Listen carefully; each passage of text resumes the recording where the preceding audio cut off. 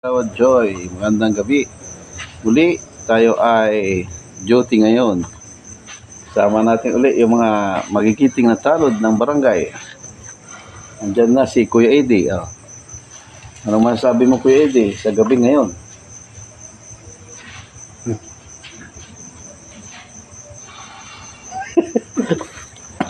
Si Kuya Eddie ay kusinero.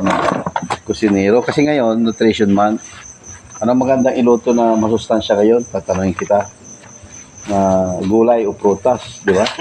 Ay, hindi luluto yung prutas, yung gulay. Gulay. Yan, tulad ngayon, ano yung niluto mo ngayon? Alimanok. Alimanok. So, ikaw ay kusinero, ano yung pinakahilig mong iluto?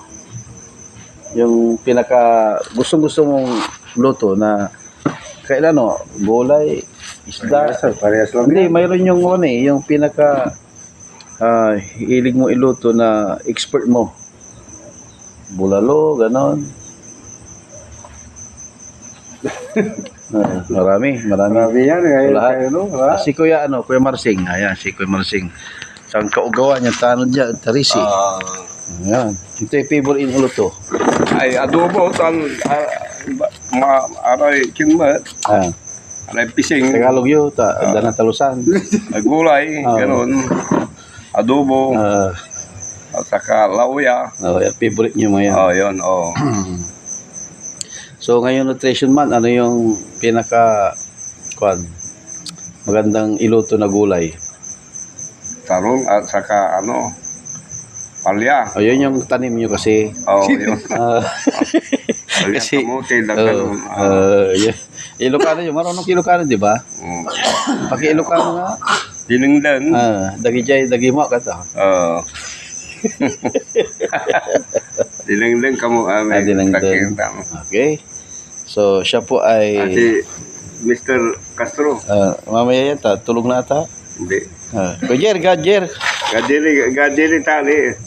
Iputanda ka ng ate labay mo luto. Actually, yung nakaraan, may katanungan kami. Alam nyo, pag itong oras ay oras ng antukin ng tao. Kaya kami ay nagkikwentuhan, diba? So, si Kuya Eddie ay namamasada yan. Kaya palagi may dalang, ano yung dala mo? Atachikes. Pasan, aling. May dalang atachikes lagi ito si Kuya Eddie. Matinik yan. Gabi, umaga. Tapos tumutulong ka pa sa di ba? Ano ba yung sideline mo iba? Yung ulam mo ngayon. Anong sideline mo iba? Karpintero ganyan. Karpintero, di ba? Tumutulong ka sa mga funeral parlor. Kaya kasipag nito eh. Oo. Kasipag. Kung hindi masipag to, hindi mabubuhay.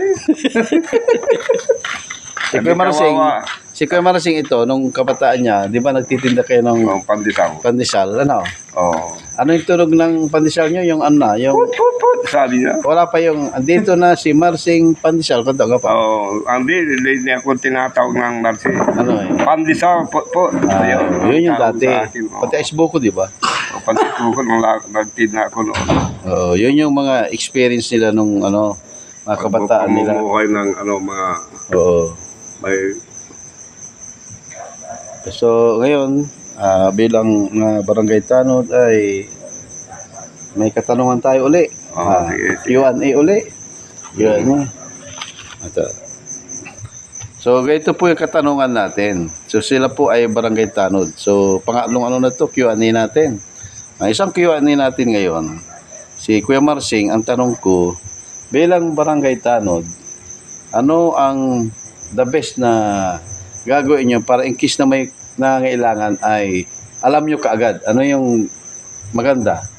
Kung may cellphone, di matatawagan ko ulit agad.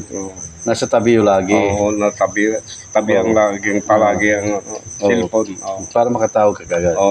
In case na may mga problema. Ayos, very good. Nice. Next naman si Kuya Eddie. Next si Kuya Eddie naman. Okay. Dapat kondisyon. Dapat kondisyon yung yung sasakyan mo para mabilis tumakbo ka agad na mabutan yung mga recipe namin. Ayun, kaya palaging, Laging handa. i-check mo yung mga gulong, gano'n. Ganyan para walang problema Baka walang hangin. Kung walang hangin, baka mamaya, yung kadena mo ay tumutunog-tunog na. Wala. Yan. Ang gaganda ng sagot yung dalawa, sa totoo lang. So, sila po ay, yan, kahit na anong oras, may mga kalamidad, may mga nangangailang bigla, andyan. So, yung mga barangay tanod natin. Si Kuya Jerry din, kapangalan ni Cap Jerry. So, ano yung sagot mo sa katanungan natin? Bawal magkasakit. Ayun, tama. Kasi may sakit ka, paano ka makakapag-respond din? Walang gamot. Parang si John Lloyd yan, ha? Ingat ko kamusta. Ingat. Yun ang kasagutan niya. Ingat. Ayun, very good. Si Kuya Eddie kasi, ito, dahil sa sobrang sipag nito, napapagod. Napapagod yan. Sila kung makikita mo, nakangiti-ngiti. So, ang kasagutan din niya ay marami, maganda. Kasi tulad ng kanina, pag kuwari, hindi mo kaya yung i-responde mo, ano yung the best? Siyempre, minsan tatawag tayo sa police, ganyan, Rescue. Sa CDRE mo, para madaling makatulong sila. pagkatulong, tapos dapat magtutulungan tayo. Yun. Parang mga problema sa Parang zona ni President Marcos, magtulungan tayo. ganyan, police, Tama po yan. barangay official, ganyan, Tama po yan. para matulungan natin yung Nangangailangan. Okay. So, nakuha ko yung sagot niya. Kasi, ang point din ni Kuya Eddie, kung sakaling, siyempre, hindi naman lahat na oras ay available ang isang barangay officials, may time na kwan. So, ang mga private citizen din, so magtulungan tayo kasi hindi kaya ng sa barangay lang yan. Pag nakikipagtulungan po tayo, tapos sanggunin nyo, kung sakaling kaya po natin, gawin na po natin. So, yun parang yun po niya kanina sa akin. Sa taas, laging alam natin yung number, kasi baka may tatawag tayo, hindi natin alam yung number. So, in case na emergency ay mahirap po. Kaya doon sa cellphone natin, nilalagay natin yung mga contact nila. Yun ang kagandaan ng paalala sa atin. So, bilang yan, sa barangay, mga appointed po ay nagtutulungan. So, every gabi may responde na hindi natin alam. So, yun po ang makakatulong sa mga binigay nila na kasagutan. So, yun lamang po.